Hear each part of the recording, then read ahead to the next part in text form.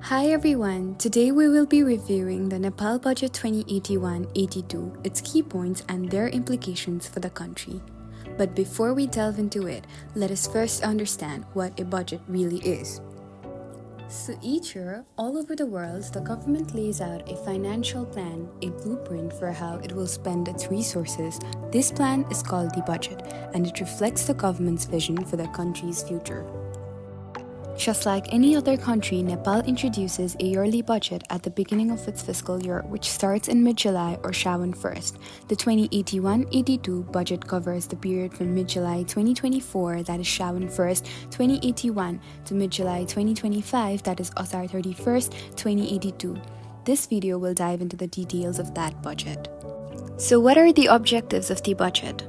The objectives of the budget are to increase production, productivity, and employment, boost private sector investment and accelerate economic activities, develop human resources, ensure a balanced and equitable utilization of resources to reduce economic disparities and poverty, and finally, improve the effectiveness of public service delivery.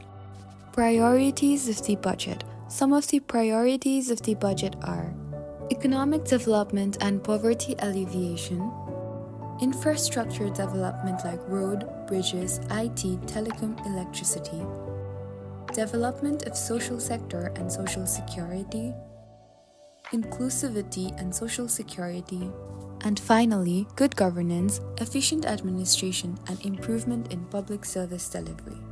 For the fiscal year 2081-82, the budget of Rs 1,860.3 billion for the forthcoming fiscal year was unveiled. Out of the total budget allocation of expenditure estimate, about two-thirds of the budget, or Rs 1,140.66 billion, which is 61.3% of the total budget, was set aside by Finance Minister Barsaman Poon for current expenditure or recurring expenses, which include funding for sub-national governments, upkeep of infrastructure projects and government wages and subsidies, where the payout to province and government. Furthermore, Rs 352.35 billion of the total budget, which is 18.9%, was allocated to capital expenditure, more specifically, development projects, and finally, Rs 367.28 billion, that is 19.7%, was allocated for financial management and contingencies. Comparing this budget with past years, current expenditure and financing provision showed notable growth over the 3-year period, while capital expenditure fluctuated last year but has increased in this year's budget. We will be discussing the ministry-wise budget allocation, but for that, where did the funds for these come from? Let us look at the sources of funds. Number 1. Taxes, royalty, and income. According to the Finance Minister, the income collection for the budget 2081-82 is Rs 1,260 billion, making it the greatest source of expenditures, and this revenue would all be collected from different types of taxes like income tax from each employed Nepali resident or non-resident citizen, value-added tax, VAT, on goods and services, excise duty, which is a tax on domestic produced goods, and custom duties, which are taxes on imported goods, etc. Number 2. Foreign grants. Foreign grants of Rs 52.33 billion is one other source of funding for these expenses. This could be from bilateral grants from other countries to Nepal, or from multilateral grants from organizations like the International Monetary Fund, IMF, the World Bank, or Asian Development Bank. Lastly, loans or budget deficit. Finally, Rs 217.67 billion in foreign loans and Rs 330 billion in domestic borrowing would be used to manage the remaining source. This translates to a total deficit in the budget of Rs 547.67 billion. As we can see, about 67.7% of the overall expenditure estimates, that is, sources of funds, were made above revenue estimates. The budget deficit translates to 29.4%, wherein 11.7% is from foreign loans and 17.7% is from domestic loans, from sources like commercial banks, private lenders, or government securities like T-bills, and finally, 3.09% from foreign grants. Over the years, revenue remains consistently high. Foreign loans and domestic loan increases slightly each year while foreign grants remains the lowest. Now, looking at the sector-wise allocation, agriculture, information technology, energy, entrepreneurship and industrial development, tourism are the major areas of budget allocation. A total of Rs 57.29 billion was allocated to the agriculture sector. The fiscal year 2081-82 BS marks a significant shift towards enhancing agricultural productivity, declared as the decade for investment in agriculture. Key measures include allocating NPR 27.95 billion for timely fertilizer supplies, ensuring farmers can access crucial inputs. In addition, Rs 3.52 billion is dedicated to developing 75 new agricultural technologies, promoting innovation. Sugarcane farmers will receive incentives worth Rs 2.25 billion, while Rs 1.65 billion is allocated for subsidizing crop and livestock insurance premiums. Efforts to improve dairy production receive Rs 380 million for better cow and buffalo breeds. Furthermore, a 3-year vaccination campaign funded with Rs 400 million aims to eradicate PPR and swine flu, ensuring livestock health and boosting productivity. A total of Rs 7.35 billion was allocated to the communication and IT sector. The decade from 2081 to 91 BS has been declared the Decade of Information Technology, aiming to generate 1.5 million jobs and achieve Rs 30 trillion in IT service exports. To support these goals, Rs 590 million has been allocated for the reform and implementation of the Digital Nepal framework. Significant infrastructure projects include a multi-story IT hub in Charkhal, Dilli Bazar, and a knowledge park in Khumaltar, Lalitpur, with a budget of Rs 170 million. The government is prioritizing software developed in Nepal, improving data center regulations, and offering tax rebates for IT companies on reinvested profits to stimulate investment in the sector. A total of Rs 50.74 billion has been allocated for the energy sector. Nepal has set a renewable energy goal to achieve zero carbon emissions by 2045. As part of this initiative, the private sector is tasked with installing 100 megawatt of solar power capacity. However, a proposed 10% increase in taxes on electric vehicles may potentially hinder efforts to reduce emissions. Looking ahead, Nepal plans to start exporting electricity to Bangladesh in the next fiscal year. To support these plans, legal provisions are being made to enable the private sector to construct and manage transmission lines and distribution networks. Nepal's electricity capacity has been expanded by 900 megawatt, reaching a total of 4,500 megawatt. The country aims to achieve a consumption target of 450 units per capita. Major hydroelectric projects under development include Buri Gandaki 1200 megawatt, Lutkosi 670 megawatt, Nalsingat 417 megawatt, and Naumre 280 megawatt. Additionally, foreign investment projects such as Gumsa 77.5 megawatt and Simbua 70.3 megawatt are being pursued to further boost the nation's energy capacity and enhance its electricity infrastructure. A total of Rs 11.91 billion has been allocated for the tourism sector. Nepal aims to attract 1.6 million tourists in the upcoming year by implementing a one-stop system for tourist services and digitizing mountaineering permits. To support this goal, the government has allocated Rs 5.46 billion for tourism development infrastructure.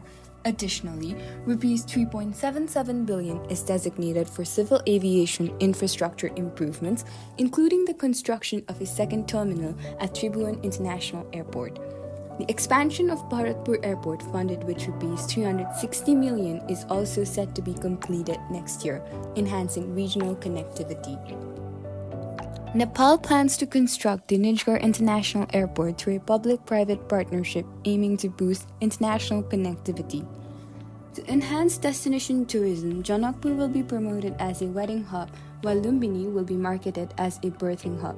For pilgrimage tourism, direct transportation will be provided from border cities to sacred sites like Pashupatinath, Swargadari, and Muktinath. Additionally, the development of the Great Himalayan Trail, Mundum Trail, and Gurella Trail will be prioritized to attract adventure-seeking trekkers. The Make in Nepal and Made in Nepal campaigns will emphasize boosting domestic production by collaborating with the private sector. On International Everest Day, May 29, Nepal will honor significant figures and organizations in mountaineering tourism. To expand adventure tourism, activities will be conducted at currently unused airports such as Lamidanda, Manang, Rumzatar, and Baitari. Additionally, a Himalayan Resource Center will be established at culturally significant sites like Upper Mustang to preserve and promote the region's heritage and natural resources. A total of Rs 6.55 billion has been allocated for the entrepreneurship sector, wherein, to enhance sustainable energy and economic development, Rs 1.74 billion has been allocated for promoting biogas, solar energy, and electric cooking. Rs 6.55 billion is designated for industrial development and entrepreneurship, including efforts to revive closed industries through public-private partnerships. Special economic zones will be established in each province, each focusing on different sectors such as industry, agriculture, technology, tourism, SMEs, medical and aromatic plants, and religious tourism. Provincial business incubators will be set up to foster youth entrepreneurship, encouraging innovation and business growth across the country. Women and senior citizens. The government is emphasizing the empowerment of women through increased investment and skill development initiatives. The Year of Investment in Women focuses on creating more opportunities for women to participate in economic activities, thereby enhancing their financial independence. Additionally, the Prime Minister's Daughter Independence Program aims to provide employment-oriented skill development for women, equipping them with the necessary skills to secure jobs and achieve economic self-reliance. These programs are part of a broader effort to boost women's participation in the workforce and support gender equality. Health sector. The government has allocated a significant budget to enhance healthcare services and programs. Rs 7.5 billion is set aside for expanding the health insurance program, aiming to cover more citizens under health insurance. To improve access to healthcare, Rs 15.41 billion is allocated for constructing 5 to 15 bed primary healthcare hospitals. Additionally, Rs 1.43 billion is dedicated to providing 98 types of free medicines, vaccines, and reproductive health materials. Rs 3.06 billion is earmarked for safe motherhood and newborn care programs, and funds will support MBBS programs at various medical institutes.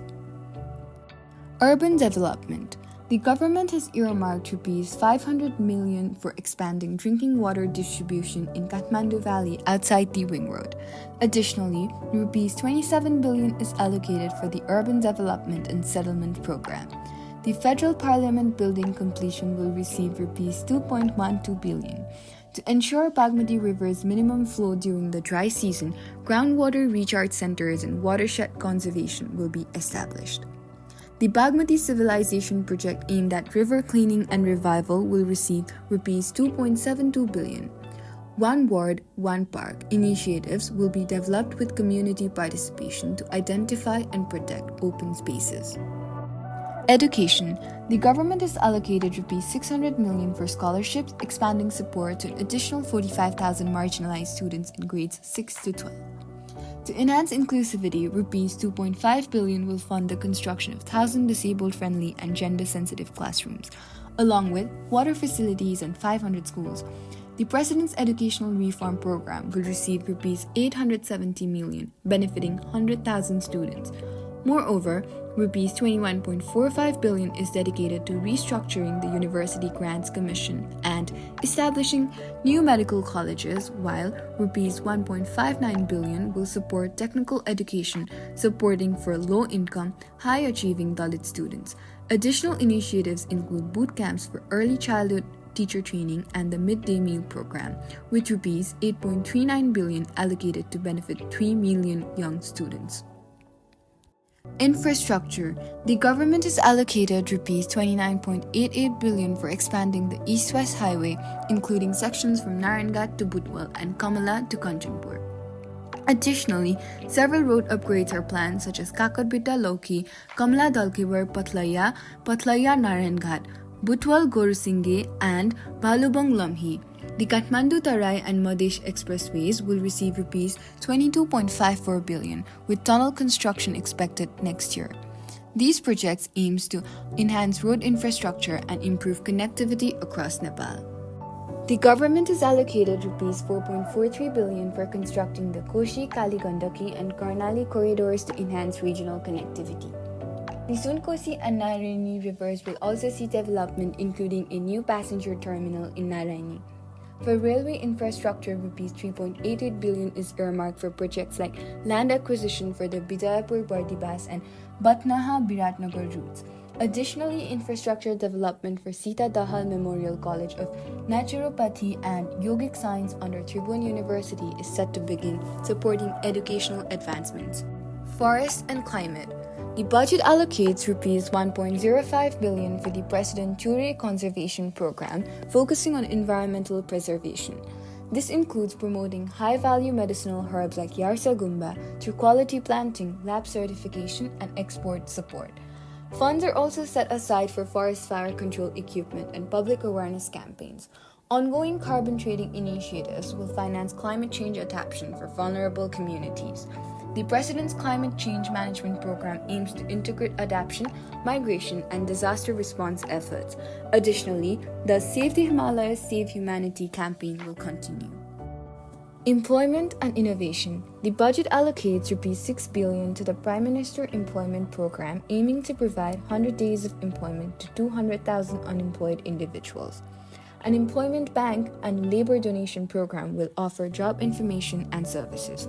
Informal sector workers will gain social security inclusion with enhanced benefits for dependents of foreign labor migrants. The plan also emphasizes safe, organized foreign employment through diplomatic channels and expanding bilateral labor agreements. Additionally, 100,000 returnees will receive free training and support to become self-employed through the Returnee Entrepreneurial Program. Youth and sports. The government plans to organize 80 national sports events and promote traditional and cultural sports such as Baktol, Dandi Bio, and Gojari. For infrastructure development, constructions of Mulpani and Girja Prasad Koirala cricket stadiums is underway. Upgrades to the Kirtipur Stadium are also planned, alongside efforts to expedite the completion of the Fapla ground. Additionally, ongoing work will continue on the Gautam Buddha International Stadium to enhance the country's sports facilities and promote both modern and traditional sports. Economic and regulatory reforms. The government plans to simplify laws related to investment, industry, and labor, aiming to enhance economic growth and ease of doing business. Measures to address the ongoing liquidity crisis include securing deposits up to 5 lakhs to protect savers. The national accounting system will be updated using new surveys. Plans also include transforming the postal service into an electric business hub and building film studios through public-private partnership (PPP). Furthermore, the Social Security Fund will be integrated with health insurance for comprehensive social welfare coverage. The government plans to establish a regulatory body for saving and credit cooperatives to ensure smoother operations and ease mergers. Additionally, 1% of the annual capital expenditure will be allocated to research and development to foster innovation. A bank branch will be opened in Sachpal Rural Municipality to improve access to financial services. Efforts will be made to strengthen the regulatory capacity of key financial institutions. Reforms will also target the Nepal Stock Exchange with plans to introduce a commodity exchange market and mandate the listing of large companies. Tax-related announcements. Some of the tax-related announcements are reduction in custom duties, income tax cuts, tax exemptions on capital increase, and dividend tax cuts for the IT industry are among the initiatives to foster economic growth. Additionally, reduced custom duties for large dairies aim to boost the agriculture and dairy sectors. Similarly, other major announcements include VAT exemptions for disabled community, VAT removal on goods like vegetables, increased excise duties on tobacco and alcohol, VAT registration threshold set as rupees 30 lakhs, introduction of a green tax. Tax reforms. This budget has mentioned several structural reforms to be made in the taxation system of the country, including amendments to transfer pricing rules and new custom bills. Mandatory electronic invoicing and enrollment in central billing management system (CBMS) will be implemented for larger businesses with turnover above rupees 250 million, like Pat Patini, with a strict information system controls and phased minimum transaction thresholds. There will be financial linkage on bank payments and improvement in VAT refund systems.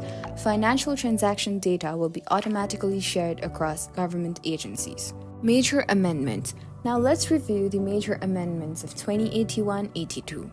In accordance to Section 7, green tax shall be levied on import of the various goods like petrol, coal, etc. at custom points. In accordance with Section 22, if a person involved in a taxable transaction without obtaining PAN obtains PANs and submits income return and tax of income year 2078-79 and 79-80 within Fagun end 2081, applicable fee and interest shall be exempted. Taxes, fees, and interest of other previous income years will be exempted if the income return is submitted and taxes deposited as mentioned in subsection. As specified by Section 23, taxpayers who have taken PAN but have not submitted the income return can avail the waiver on fees and remaining interest if the income return is submitted and taxed along with 25% of applicable interest are deposited within Fagun N 2081.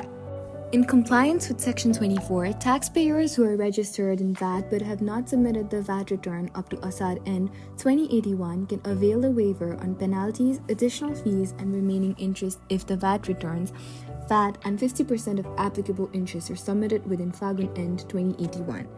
And, in accordance with Section 25, if the International Air Transport Service providers, registered or not registered in VAT, have not collected or submitted the VAT to be collected on the air transport service within the period from 2080 J 15 to 2080 Ashwin end, such VAT penalties, additional fees, and interest are exempted.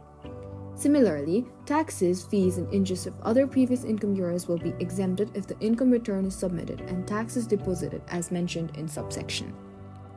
As per Section 26, transportation service providers who fail to collect VAT from 2076 GST 15 to 2078 GST 14 can be exempt from remaining taxes, fees, interest, and penalties if they deposit 1% of the transaction amount by month's year end 2081. As per subsection 1, if tax due after assessment or review is paid by depositing 1% of the transaction amount by month's year end 2081, remaining taxes, fees, interest, and penalties will be exempted. In compliance with Section 27, due VAT, interest, additional fees, and penalties will be waived to the person doing the transaction of potato, onion, and apples produced locally in Nepal, even if the person has not collected the applicable VAT up to GST 14-2081 or Inland Revenue Office has completed tax assessment on such transaction.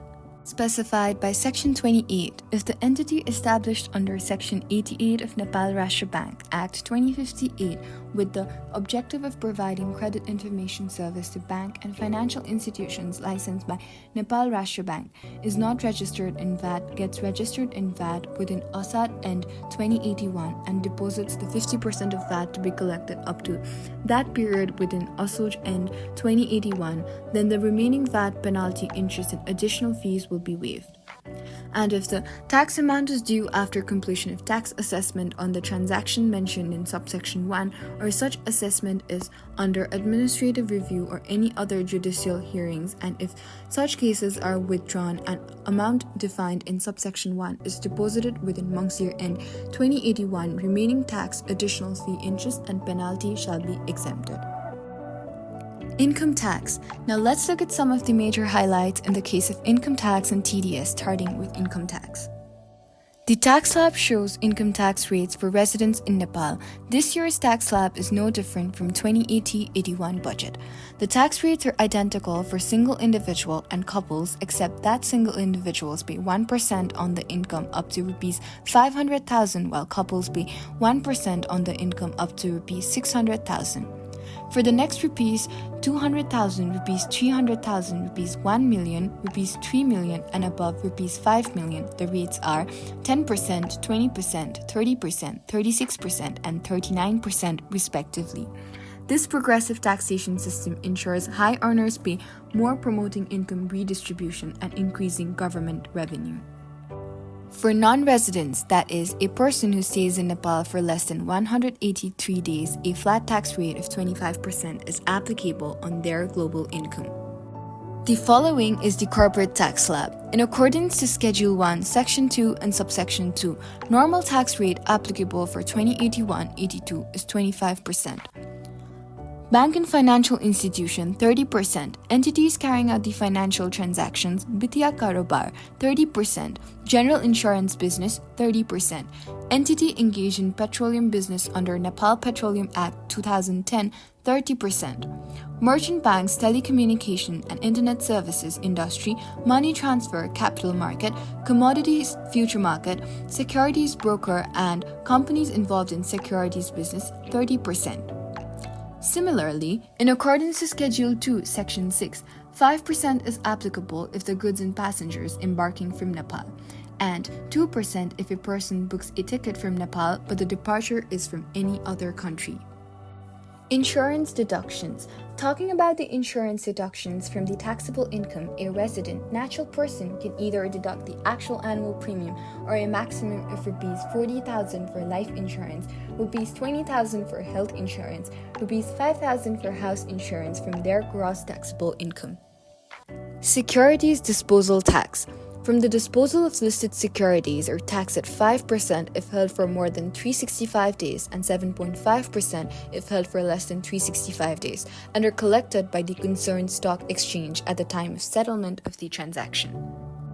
Asset disposal tax. The tax rate on gains from disposal of non-business chargeable assets like land and building are 5% if held for 5 years or more than 7.5% if held for less than 5 years. Taxes related to employment. Diplomatic employees who are working at foreign diplomatic missions have only 25% of their foreign allowances included in their income from salary. Employees posted outside Nepal receive a 75% rebate on their foreign allowances. Similarly, female employees with taxable income solely from employment receive a 10% rebate on their tax liability. Likewise, individuals working in remote areas are entitled to a deduction of up to rupees 50,000 from their taxable income. In addition, incapacitated individuals can claim an additional 50% deduction from their taxable income based on the amount prescribed under the first tax slab. Finally, individuals with pension income receive an additional deduction equivalent to 25% of the amount of the first tax slab from their taxable income. It is also to be noted that pensioners, contributors to the Social Security Fund, SSF, and proprietorship firms are exempt from paying Social Security tax. Advanced tax rates. The advanced tax rates for software, consultancy, and social media services remains the same as last year's budget, that is 5% to ensure better tax compliance and 1.5% advanced tax on that attracting imports have been added, which may increase overall import cost and reduce. Presumptive tax rates on vehicles. As shown in the schedule, the rates for vehicles remains the same as the budget from 2080-81, wherein the EVs have lower tax rates than non-EVs to encourage environment-friendly adoption. While the higher presumptive tax per vehicle raises government revenue, it also increases ownership cost. Withholding taxes. According to the schedule, the rates for nature of transaction for this year remains the same as last year, except for interest paid by resident bank and financial institution to foreign bank, which has decreased to 5%, and royalty to resident person for literary articles or write-up, Ratana, also decreased to 1.5%. Now, let's look at some of the major highlights of VAT, that is, value-added tax. The VAT rate remains unchanged at 13%. Businesses dealing in goods with annual sales exceeding rupees 5 million must register for VAT. Businesses dealing with services with annual sales exceeding rupees 3 million must register for VAT. And businesses dealing with both goods and services with annual sales exceeding rupees 3 million must register for VAT. there are few items removed from the VAT schedule. Major items like potatoes, onions, apples, goat meat, and machinery are not subject to VAT. Likewise, there are items added to the VAT schedule. Dates, figs, fuel wood charcoal, fungicides, insecticides are subject to VAT, increasing tax revenue from these sectors. Items like precious stones, medical supplies, swimwear, tracksuits, and hand tools too are subject to VAT as per the budget. Custom duty. Now, let's look at some of the major highlights in case of custom duty. The recent custom reforms have eliminated tariff exemptions for imports from Tibet and India. Furthermore, items such as recovered paper, unwrought aluminium, and zinc are now exempt from custom duties. Dairy and agricultural companies benefit from a concessional tariff rate of 1% on imported steel, milk, cans, and livestock companies face a similar rate on imported cattle bedding mats. Meanwhile, custom duties for electric vehicle imports have been increased, signaling a shift in policies aimed at balancing industry support with import regulation. Following is the comparison of the amended provision 2081-82 and existing provisions 2080-81 of a customs-related regulations. Key changes include reducing the audit period for custom clearances from 4 to 2 years and shortening the public notice period for unclaimed goods from 15 to 7 days. Additionally, goods transported via rail cargo are excluded from forfeiture under the amended provisions. Customs duty is now defined explicitly in accordance with the Custom Tariff Act of 2081, whereas it was previously defined in accordance with General Laws. Section 22, subsection 1 introduces a more specific customs classification process, while several other sections have been removed. Excise duty. Now, let's look at some of the major amendments of excise duty. From the amendments of 2081-82, the definition of tobacco products has been expanded to include electronic cigarettes, vapes, and hookah flavors. Excise duty refunds now also cover goods that remain in stock due to expiration of their utility, not just losses from fire, theft, or accidents. The provisions regarding the scrapping or deregistration of diplomatic vehicles have changed. Vehicles older than 10 years, previously 15 years, or those that are unusable due to accidents or technical reasons are now exempt from excise duty with approval from the Ministry of Finance.